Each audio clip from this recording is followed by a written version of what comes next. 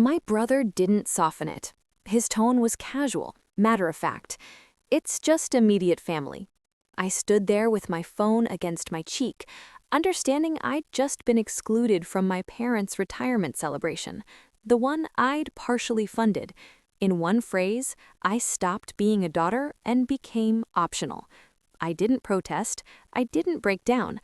I felt something icier take root, because if I wasn't family anymore, I wasn't responsible either, and the decision I made next would dismantle everything they assumed they owned.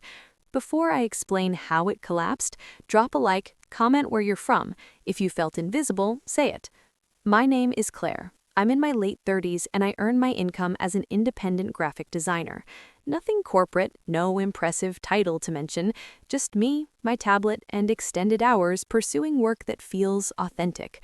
I've always preferred projects where outcomes speak softly for themselves. Perhaps that's why my family discovered early that I wouldn't make demands, even when I was bearing more than my portion. From the exterior, my family appeared solid, conventional, the type neighbors called devoted. Seasonal greeting cards displayed prominently, framed photographs lining the stairwell, expressions that knew how to maintain themselves long enough. Internally, though, positions were established young. My sister was the one everyone discussed, accomplished, magnetic, the focal point of every narrative. My brother was the strategist, the rational voice, consistently explaining why circumstances were as they were. And then there was me, dependable, unobtrusive, the one who resolved complications without requesting recognition for doing it. Finances were how I contributed, not because anyone required it explicitly, but because the necessity was always suggested. A text about maintenance that couldn't be postponed, expenses that accumulated faster than anticipated, a difficult period that would only be momentary. I transferred funds the way some people offer condolences, swiftly, instinctively, without wanting acknowledgement. Every transaction felt like confirmation I belonged, like if I kept the structure stable, nobody would question my position in the family. Appreciation came in limited portions. A quick thanks, a gentle, "you're saving us." Then the topic would shift. Nobody asked how it felt to consistently be the one bridging the gap. Nobody wondered what it required from me to remain that reliable. I convinced myself that's simply how families function. Someone has to be the constant one. When my parents' retirement celebrations started approaching, I heard about it indirectly. Not from them, not through a formal invitation, just implications. A mention of timing, a comment about how everyone would gather. I presumed my name was automatically included, the way it always had been. Why wouldn't it be? I'd helped offset the expenses. I'd supported them for years. I was their daughter. That presumption lasted right up until it collapsed, right up until I realized I wasn't part of the vision they were commemorating. And that realization didn't strike immediately. It infiltrated quietly, the way truth does when it's been waiting for you to notice. By the time I comprehended what was actually occurring, it was already too late to pretend this was merely a miscommunication. The weeks preceding the retirement moved peculiarly. Nothing explosive happened initially. No confrontations, no eruptions. Just small requests positioned closely enough together that I registered them before I interrogated them. My sister messaged one afternoon, relaxed as usual. She needed assistance covering lodging costs for a relative. "It's not significant," she said. The figure wasn't unreasonable, but it wasn't negligible either. I stared at the message longer than normal. Something in me paused, not because I couldn't manage it, but because I was exhausted pretending these requests were provisional. So I declined. Just 2 letters. No. No elaboration, no apology attached. The response came rapidly, not furious, disappointed, the variety that's designed to wound subtly. She informed me she hadn't anticipated this from me, that everyone was depending on arrangements proceeding smoothly, that I was creating unnecessary tension for our parents during a significant occasion. The guilt inserted itself automatically. I almost relented. Almost. But I didn't. That's when the atmosphere transformed. Communications decelerated. Messages became briefer. When I initiated contact, exchanges concluded quickly, enveloped in courtesy so transparent it felt cutting. I told myself I was inventing it. Families experience phases, people become busy, but the silence had substance. It compressed in, steady and intentional. Several days later, I finally posed the question I'd been circling. I called my brother and referenced the retirement directly. I said I wanted to verify specifics, timing, venue, straightforward things. There was a hesitation, not a disconnection, not technical difficulty, a hesitation lengthy enough to communicate he was selecting his phrasing. Then he articulated it. It's just immediate family. He didn't elevate his voice. He didn't elaborate. He stated it like it was self-evident, like he was reminding me of something I should have comprehended all along. I remember observing my hand while he spoke, noticing how firmly I was clutching the phone. My knuckles had blanched. I asked him what he intended. Another hesitation, then something sharper. He said it wasn't personal, that capacity was restricted, that determinations had already been finalized. He said my parents desired a modest celebration. He said numerous things without saying the one thing that mattered. I wasn't invited. Not forgotten, not overlooked, excluded. After the call terminated, I sat in my apartment with the lights off, listening to the distant sound of traffic outside. I replayed the last several years in my mind, every payment, every midnight conversation where I assured them circumstances would be acceptable, every instance I intervened so nobody else had to feel uncomfortable. I thought about the guest roster I'd heard mentioned, the people who qualified, friends, relatives, acquaintances, people who hadn't helped maintain stability. That's when it landed completely. I hadn't been funding a family. I'd been financing a version of it that didn't require me present. I wasn't a daughter in that picture. I was an expense line, useful, silent, substitutable. And once I perceived it that clearly, I couldn't unperceive it. What fractured me wasn't the celebration. It was comprehending that this wasn't an error. It was a choice, one they were comfortable executing. That evening, everything went quiet in a manner I wasn't accustomed to. Not the reassuring type of quiet. The type that makes you notice the refrigerator's hum, the clock's tick, the way your own respiration sounds unfamiliar when nobody else is requesting anything from you. I didn't weep. That surprised me. I kept anticipating the surge to arrive, the rage, the sorrow, the impulse to explain myself to someone who might finally comprehend. It never materialized. What established itself instead was a lucid, almost detached composure. I sat at my desk and opened my laptop, not to work, but from routine. The screen illuminated back at me with partially completed designs, shapes and colors, people framed deliberately so you could perceive who they were without being informed. I realized I'd been doing the reverse in my own existence, overexposing myself so others could stand comfortably in the composition.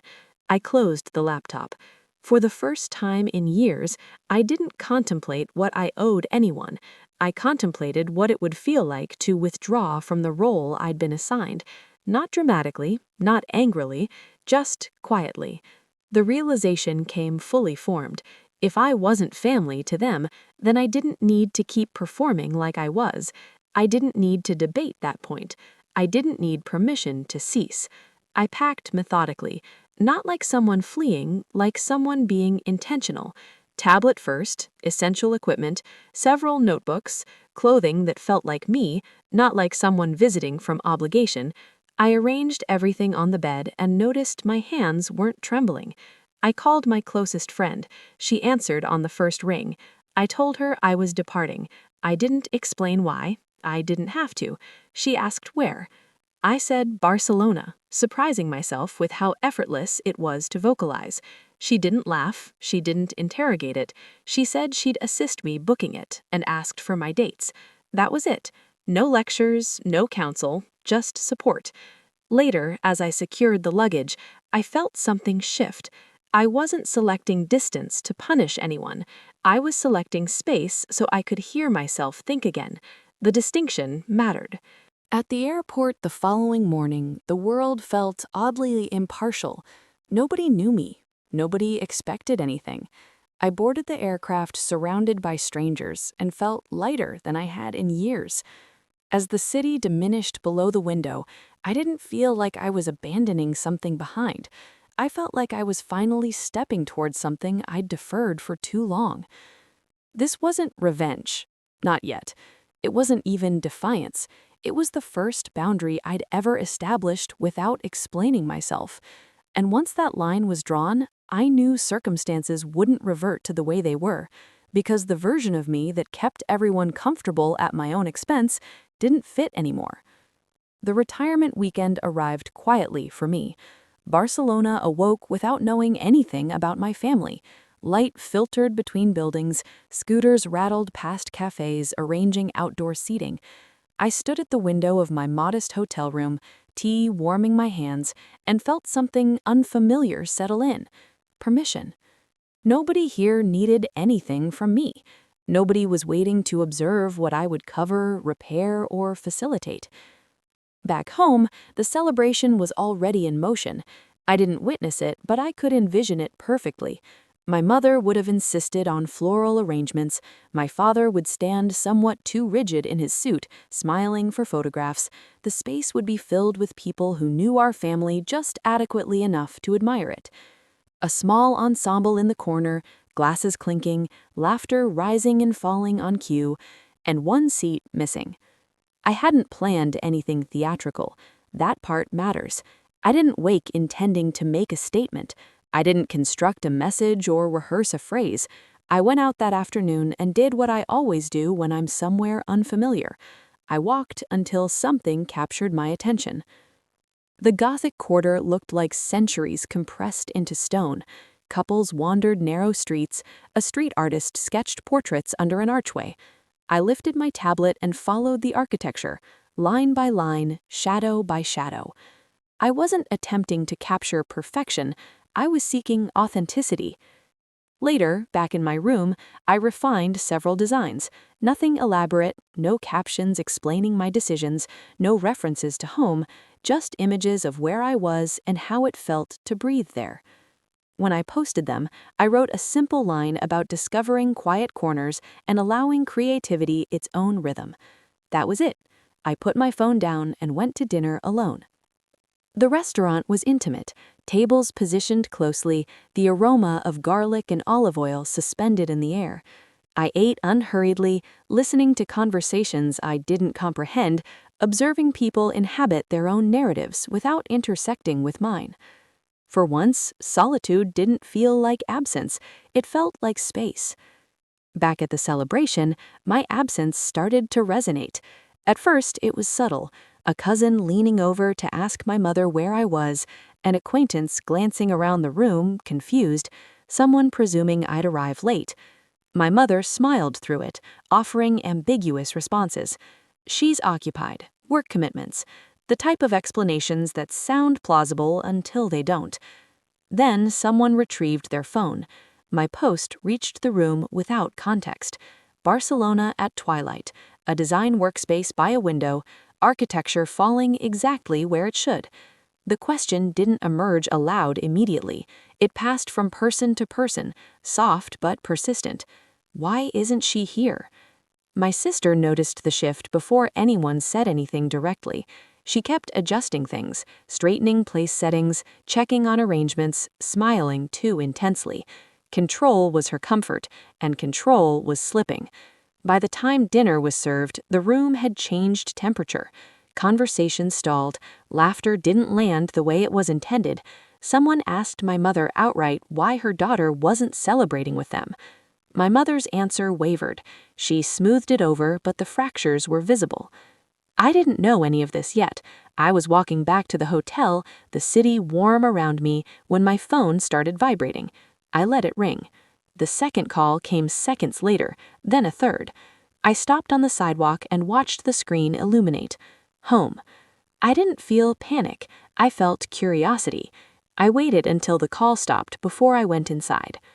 The first message was from my mother, brief, urgent. She asked me to call her immediately. No explanation, just a request wrapped in politeness. I waited.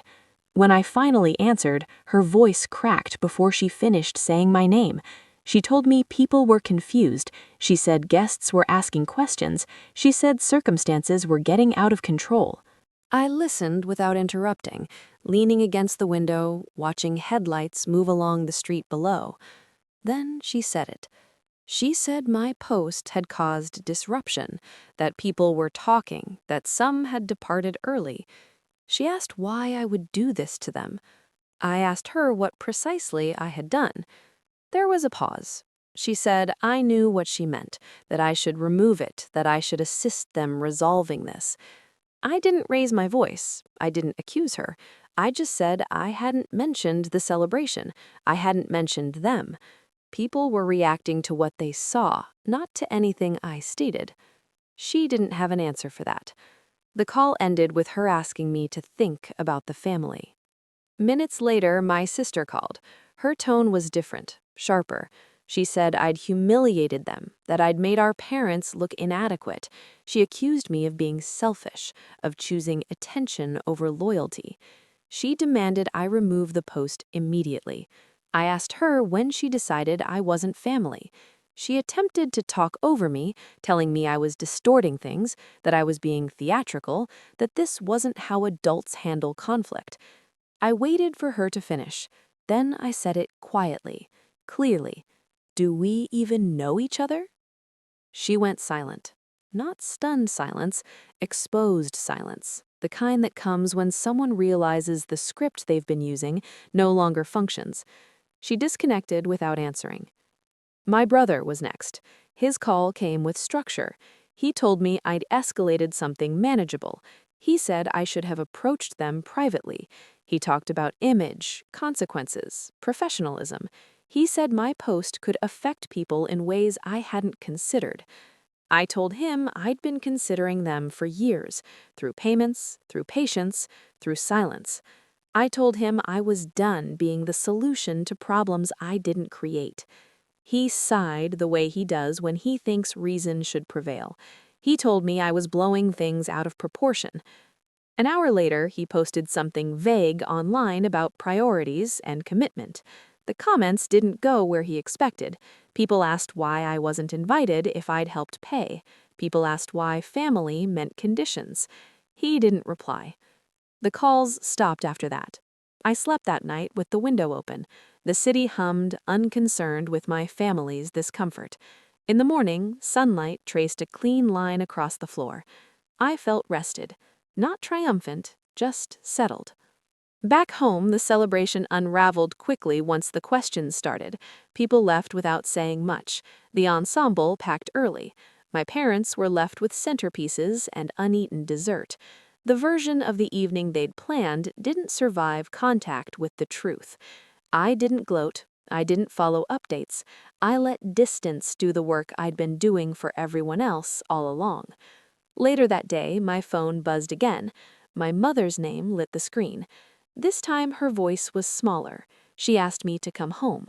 She said they wanted to repair things. She said they wanted everything back to normal. Normal, I realized, had always meant me paying and disappearing. I told her I wasn't angry. I told her I was just finished pretending. I said I was building something different now. She cried. I didn't move. When the call ended, I stood by the window again.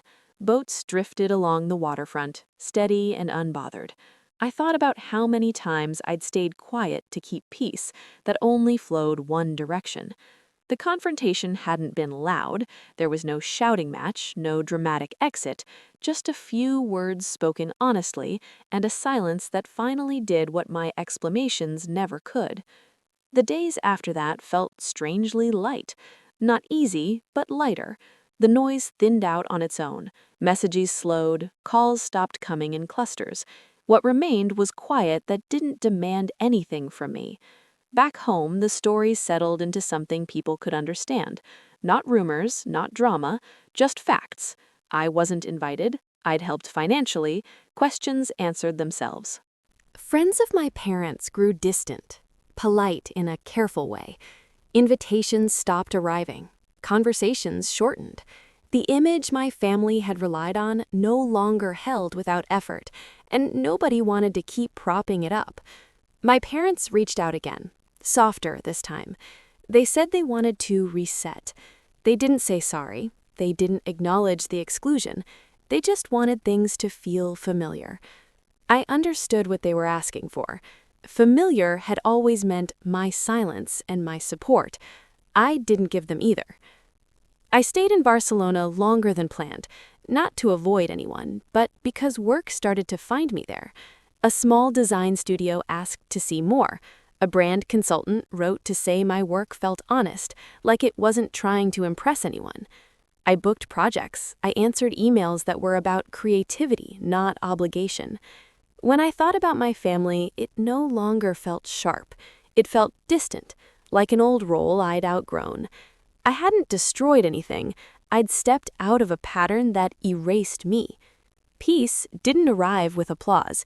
It arrived quietly, in mornings that belonged to me, and work that asked for vision instead of sacrifice. For the first time, the aftermath wasn't something I had to clean up. I didn't win against my family. I didn't take anything from them. I simply stopped shrinking so they could stay comfortable. That was the real shift. Family isn't supposed to feel like a debt you keep paying just to stay included, and boundaries aren't punishment. They're clarity. If you've ever been excluded by the very people you kept showing up for, I want you to know this. Choosing yourself doesn't make you cruel. It makes you honest. If this resonated with you, share your story in the comments and subscribe for more real stories about choosing yourself when family chose convenience. You're not alone in this.